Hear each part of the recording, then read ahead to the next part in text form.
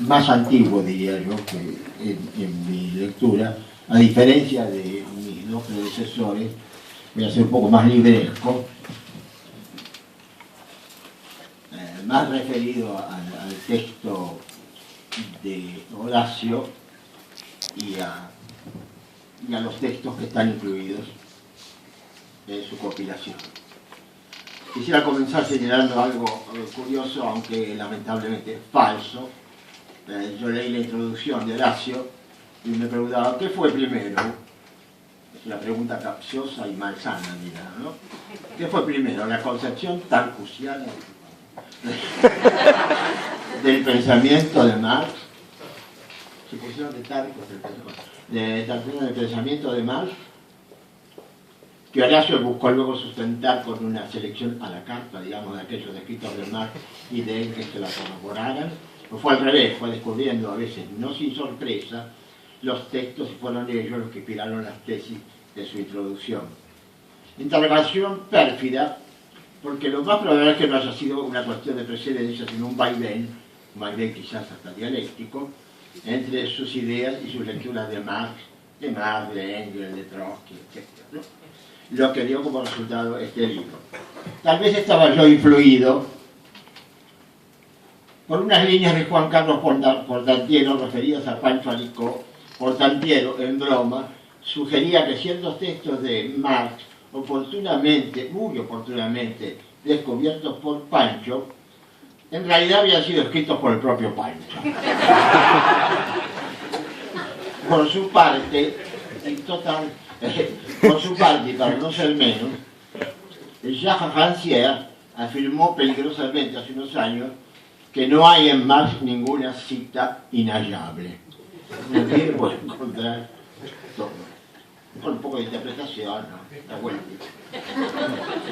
Comienzo diciendo, no por cortesía, que el libro de Horacio me pareció excelente y útil y que haré observaciones puntuales, algunas con posibles alcances críticos, pero puntuales, solo al final una conclusión interrogativa. ¿No? Sí que me da tiempo, bueno. Un comentario sobre los comentarios de Horacio a la crítica del programa de Gotha. Como se sabe, el movimiento obrero alemán estaba entonces, en el año 1875, dividido entre un partido marxista, el de Liebknecht y Bebel, y el partido de La Salle. Se trataba en Gotha de un congreso de fusión política. Se hizo un acuerdo entre los dirigentes sobre el texto del programa sin que Marx estuviera al tanto. Pero el asunto no podía permanecer cerrado y cuando Marx leyó el texto se agarró la cabeza y, para decirlo con una vigorosa expresión, se puso violento, ¿no? Lo habían traicionado, habían deformado o ignorado las definiciones más elementales del marxismo, o sea, de él, por ejemplo, sobre la riqueza, el trabajo e incluso el Estado, y con una cólera y una pluma vengativa, Marx retomó los horrores teóricos y puso las cosas en su lugar por escrito. Pero Marx no publicó su texto de crítica, ¿no? Es eso lo que explica la frase final, en un latín de iglesia, de la crítica del programa de Gotha, donde dice Dixi y salva mi anima mea, ¿no? Escribió por escribir en soledad. La publicación fue realizada por Engels 15 años después, en 1891, cuando ya no podía tener ningún efecto político sobre aquello a lo que apuntaba. Menciono este caso porque opino que es bueno tener en cuenta lo que suele llamarse el contexto, o si preferís, las condiciones de enunciación de un texto. Si Engels hubiera caído muerto 5 años antes, la crítica del programa de Gotha probablemente no habría existido. Es como el caso, pero al revés, digamos, del antropólogo Malinowski. Malinowski, según parece, se dejó olvidado unos papeles bajo el asiento de su sulky, o más bien de su Tilbury, ¿no? Falleciendo su ocupante, él mismo, digamos, poco tiempo después. Alguien más ducho en choreo que en antropología descubrió esas notas íntimas y tras cantón las publicó. En ella Malinowski, además de quejarse por algunos problemas de salud, se despachaba contra los aborígenes que estudiaba acusándolos de roñosos, pseudo-originarios, ineptos, aluvión zoológico, ignorantes y poco colaboradores con él. Nada de eso aparece en sus escritos publicados, que son un modelo de objetividad y de prescindencia de juicios de valor. Muchos salieron a decir, saltó la papa, Malinowski era un racista, un prejuicioso, un discriminador, en suma un genocida. Siendo que, por el contrario, la grandeza de Malinowski consistió en excluir meticulosamente todo juicio de valor en su labor científica, desahogándose de sus rencores, por lo demás circunstanciales, en esos papeles que jamás pensó publicar y que estúpido no debió olvidarse del título. En cuanto al programa de Gotha, voy a decir el Criticota porque si el libro es más corto, ¿no? Como dijeron. Marx se habrá dicho a sí mismo, difundir el texto, publicarlo, puede ser inoportuno. No que su contenido sea falso, es verdadero, pero sucede aquí que la teoría se separa de la práctica. La difusión, la eficacia pues de la teoría podía perjudicar a la práctica. Lo que entre nosotros no es lo que se espera de un dirigente político reconocido como uno más, que además se cansó de afirmar la necesidad de unir la teoría a la práctica. Quizás Horacio debió mencionar este hecho, esto es que Marx no pedía ni quería que la crítica del programa de Gotha se publicase. Hay sobre esto un artículo de Althusser tardío de 1982 sobre el pensamiento marxista. No, el artículo se llama sobre el pensamiento marxista. Señala así Horacio, con mucha probidad, que la crítica esta fue dada a conocer por Engels en 1891 y reproduce también muy bien la carta de Marx a Wilhelm Reich, dirigente del Partido Socialista Alemán, donde queda claro que Marx opinaba que solo debería comunicarse las notas a los amigos de confianza, ¿no? Otro punto concierne al papel de Engels, ese me parece el más importante, ha hablado algo de eso Carlos. Marx y Engels se conocieron en Berlín en 1842 en los círculos de los jóvenes hegelianos que soñaban con el ascenso al trono de Federico Guillermo, el heredero presuntamente liberal que cuando devino emperador se convirtió en un déspota y persiguió a esos estúpidos que gritan, es decir, justamente a los jóvenes hegelianos. Y trajo al reaccionario Schelling a la universidad. Allí los dos muchachos, Marx y Engels, se hicieron amigos. En el 44, en 1844 más o menos, el padre de Engels decidió que su hijo ya había aprendido bastante y le confió la dirección de la empresa de Manchester, porque poseía varias en Europa. Partió Engels, visitó la fábrica, como se sabe, conoció a Mary Barnes, irlandesa emigrada, obrera, con la que convivió hasta la muerte de ella y que le contó la fábrica. No apasionaba. Con los informes de Mary, más sus lecturas y su propia experiencia, se puso al trabajo y publicó un libro, La situación de la clase obrera en Inglaterra, y poco tiempo después Marx trabajaba en los papeles que darían lugar al manifiesto comunista. El libro de Engels apareció en 1845, fue bien recibido y luego por largo tiempo olvidado. No voy a volver sobre él. Enseguida, el manifiesto perduró. Marx estaba casado con una noble de cuarta categoría, pero no cuarta noble, que suponía que Mary Barnes entrara en su casa. Cuando la compañía de Engels murió, Marx le envió una seca misiva de condolencias y un documento adjunto, un mail, ¿no? Un documento adjunto, en que le pedía, como siempre, una larga lista de subsidios. Engels estuvo a punto de cortar su amistad y se lo dijo a Marx, quien se le fregó y siguió mangueándolo, preguntándole y escribiendo. Digo esto para apuntar a un hecho que creo, en el que creo, digamos, no es que sea indiscutible. La incidencia de Engels sobre lo que llamamos la obra de Marx, más precisamente el marxismo o el materialismo histórico, ha sido, o más vagamente el marxismo o el materialismo histórico, ha sido mucho más amplia y profunda que lo que generalmente se cree, incluso más de lo que Engels mismo creía. Vuelvo sobre el manifiesto. Marx lo escribió en 1847 a pedido de la Liga de los Comunistas, donde algunos viejos combatientes artesanos medio desconfiados de la filosofía pensaron: ya que tenemos un filósofo, pidámosle que escriba un proyecto del manifiesto para reagrupar en un partido a los obreros. Es que ya se percibían, ¿no?, los primeros signos de la gran tormenta de las revoluciones del 47-48 sobre Europa. Y Marx se puso a escribirlo sobre la base, a veces poco visible, pero estricta, de un conjunto de tesis filosóficas. Primero la tesis, la historia es por entero la historia de la lucha de clases. Primero están las que oponen los detentores de los medios de producción, o detentadores de los medios de producción, a los simples productores. Las clases preexisten a la lucha. La contradicción es el principio y el motor de la lucha. Es la contradicción la que en su desarrollo hace avanzar a una forma superior y la conduce a la siguiente hasta llegar a la forma dominante actual, de la contradicción entre la clase capitalista y la clase obrera, último antagonismo después del cual adviene sin más el comunismo. La historia avanza porque toda contradicción contiene en ella el principio de su superación, de su negación y del pasaje a la forma superior. Es el famoso observum hegeliano, la negación de la negación que nos promete el fin de la historia. El punto terminal de ese proceso es la revolución, el fin del Estado, el fin de la ideología, de la familia, de la moral y de las relaciones. Así, entonces, es domingo todos los días. Es el reino del ocio, que más tarde va a celebrar su hijo político de color, Lafargue, a quien Marx llamaba hijo natural de un gorila, y a veces nuestro negro.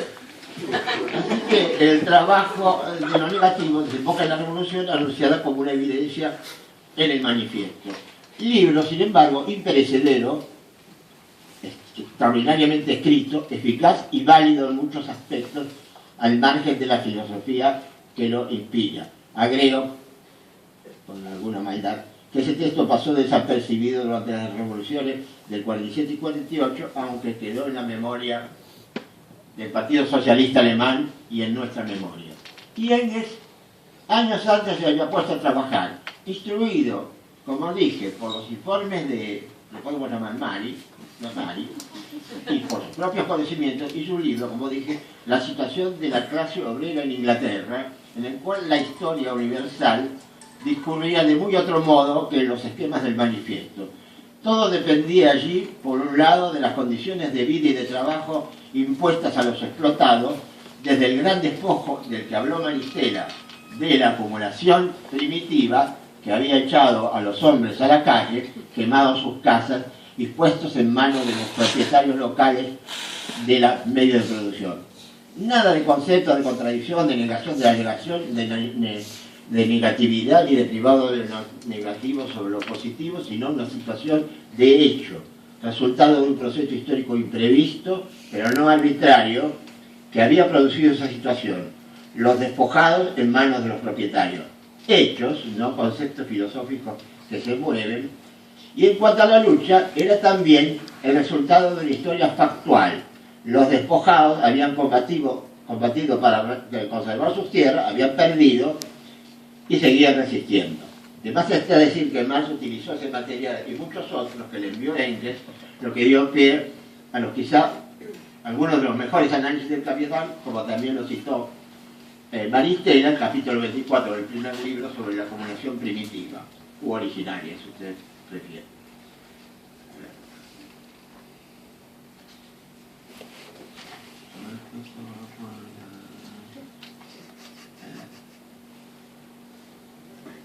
Jacques Derrida, en Efectos sobre Marx, cita un texto y se lo atribuye a Marx para variar, y no a Engels, ¿no?, donde es un prefacio un prefacio al manifiesto, donde ambos dicen que aunque siguen siendo válidos los principios generales de la obra, habría que irla actualizando, habría que modificarla conforme a los cambios de las condiciones históricas, económicas y políticas y a la nueva literatura teórica y doctrinaria. Se trataba de una tarea para otros, para los que vinieran después. Nosotros, decía Marx y Engels, no tenemos derecho a modificar un texto histórico era para ambos una faena indispensable, pero para las generaciones futuras. ¿Quién, dice Derrida, ha aconsejado alguna vez la transformación futura de sus propios textos? ¿Qué pensador, si no más, ha alguna vez puesto en guardia a los lectores del futuro sobre lo que publicó en una fecha dada? Muy bien dicho, querido Derrida, pero perdón, no fue solo Marx, fueron Marx y Engels, y a veces solo Engels, en el prefacio de 1888, porque en aquel momento Marx ya estaba en Highgate. Bueno, no es que yo pretenda aprovecharme de las enseñanzas del admirable, que la mayoría de ustedes no puede recordar, almirante Isaac Rojas, quien ya en 1956, cuando Horacio tenía 1 año,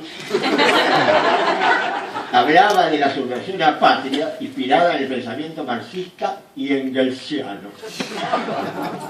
Bárbaro, ¿no? Quería destacar el muy importante papel de Engels en la creación del marxismo, muchas veces subvalorado o incluso considerado como negativo. Generalmente todos los malos se los invitan a esto, luego dijiste algo al respecto, querido Carlos,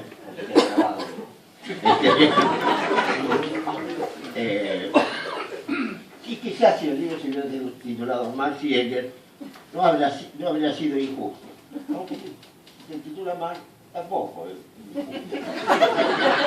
como esos partidos que terminan en empate, pero si hubiera ganado, es justo, pero si hubiera ganado uno, también sería. Yo paso a concluir. No me resisto a confesar una sensación general que el libro me provocó algo nostalgiosa. Hacía un tiempo que no releía textos clásicos del marxismo y me impresionó recordar un pasado finalmente no tan lejano, para gente como yo, ¿no? Donde lo que llamábamos la izquierda, con la que nos identificábamos, tenía sus grandes símbolos de reconocimiento en el himno de la Internacional, las banderas rojas, las manifestaciones, los gases lacrimógenos y las palabras inmortales de Marx, Engels, Lenin, Trotsky o Mao, el Che Guevara, y también sus rostros en grandes pancartas. Eso era para muchos de nosotros la izquierda, la única, más allá de diferencias, de contradicciones en el seno, sino del pueblo, al menos de los intelectuales. Hoy en día esas certezas y entusiasmos se han acallado, salvo para minorías cada vez menores. Y aunque este haya sido un proceso históricamente necesario, queda la nostalgia de ese tiempo de certeza y esperanza. Dicho esto, y ya terminando, eso se dice siempre cuando todavía falta,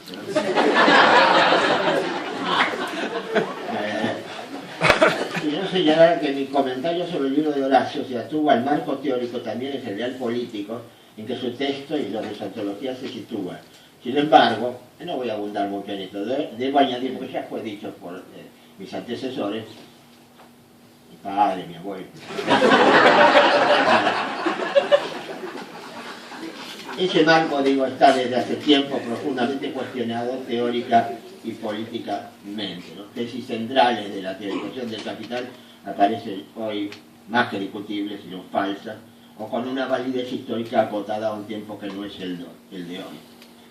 La polarización de la sociedad en dos clases también es un error histórico, a pesar de lo que diga el citado Piketty, ¿no? De Piketty yo diría, yo que este chiste lo conté muchas veces, pero que yo diría lo que dice Borges acerca de Sábato, ¿no? Borges dice, mi admiración por Sábato es imperfecta.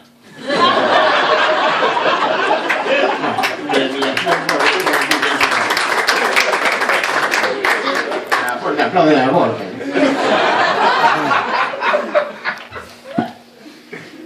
Algunas tesis sobre las tendencias de las sociedades capitalistas permanentes globales, la industria, concentración, monopolio.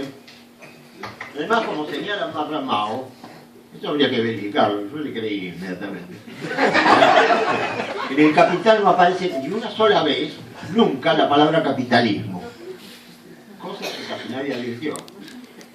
Sino a lo sumo sociedades donde imperan las relaciones o el régimen de producción capitalista, pero no la palabra capitalismo. Y eso pudo haber tenido alguna consecuencia. Y bueno, sabemos que las revoluciones que se hicieron en nombre del marxismo no han tenido todas un buen fin. pero eso da para otra discusión.